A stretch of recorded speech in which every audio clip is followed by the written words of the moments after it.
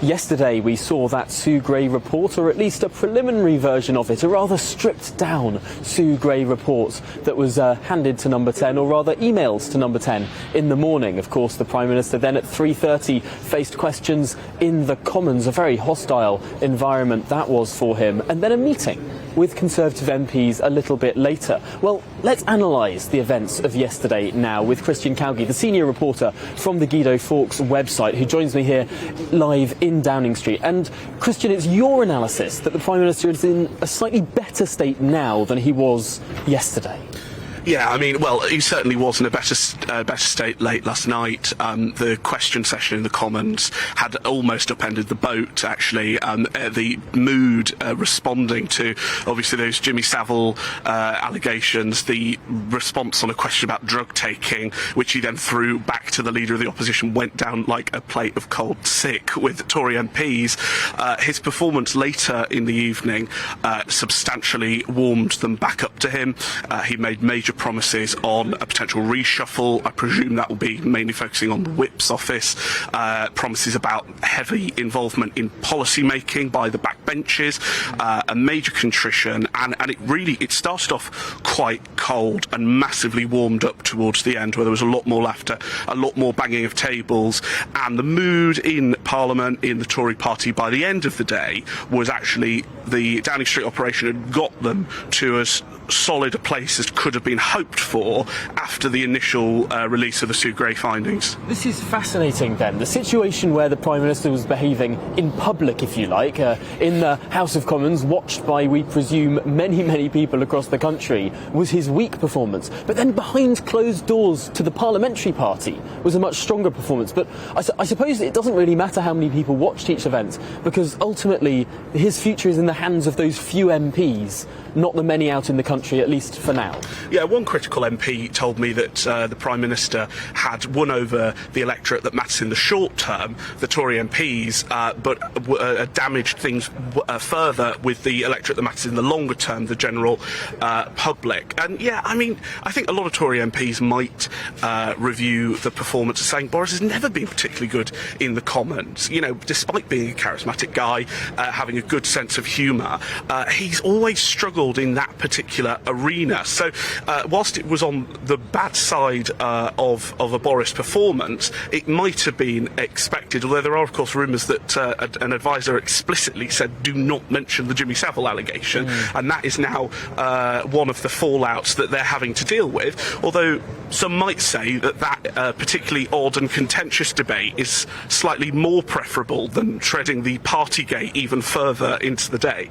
Well, not to get too conspiratorial here, but there is that phrase, the dead cat, a phrase invented by Sir Linton Crosby, the strategist who has advised David Cameron and Boris Johnson to their election victories. And a dead cat is when you sort of invent another situation, whack it out on the table, and that changes the conversation. This morning, a lot of the interviews were about Jimmy Savile more so than parties in the building behind us. Could this potentially have been a dead cat strategy? I think that overestimates the comms strategy of this particular Downing Street administration. I'm slightly worried to carry on mentioning dead cats, given Larry's crawling around us somewhere. But of course there is a bigger distraction coming down the road, which is of course Ukraine, and that is something that actually makes Tory MPs quite happy with the Downing Street administration. Obviously Boris is now flying out, Liz Truss can't because she managed to get COVID. So really the Downing Street operation will be very keen that it is Ukraine that dominates, and really I think the strategy now is hoping that this delay until the Met findings actually just creates a real sense of fatigue amongst Tory MPs, so that by the time the Met findings and potentially the next Sue Gray update come out in 4, 5, 6 weeks, they're really hoping that at that point they're just like, they want to move on, they don't care, everyone's tired, and he can get on with these Downing Street reforms that were promised yesterday and get on with governing. There was a lot of consternation on even the Conservative Party side about the Prime Minister's reluctance to release the full Sue Gray report once the Met Police investigation has concluded.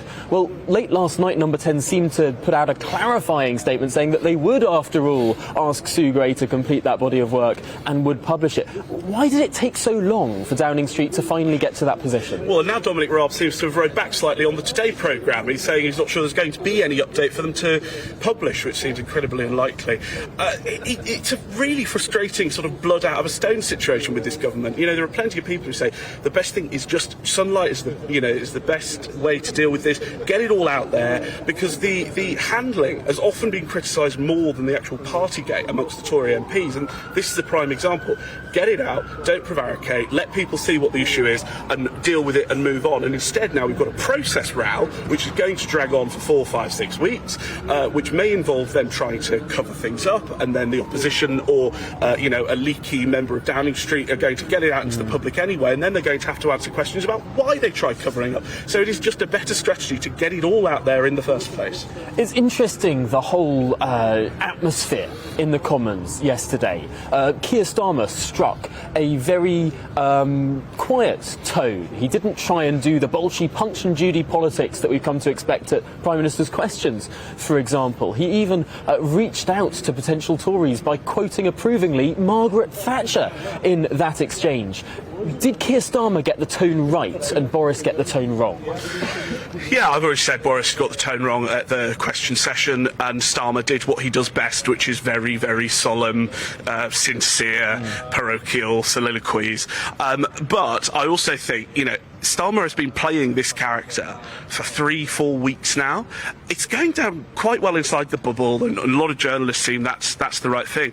I thought was very interesting is a lot of observers, the commentariat, thought Starmer overwhelmingly won the last Prime Minister's questions, but actually focus groups of ordinary people thought Boris won it. And there does seem to be a discrepancy between what Starmer is doing and getting plaudits for in Westminster, and what Boris is doing, which seems to overall go down better with the rest of the country, and Tory MPs are going to try and hope that is definitely the case going forward.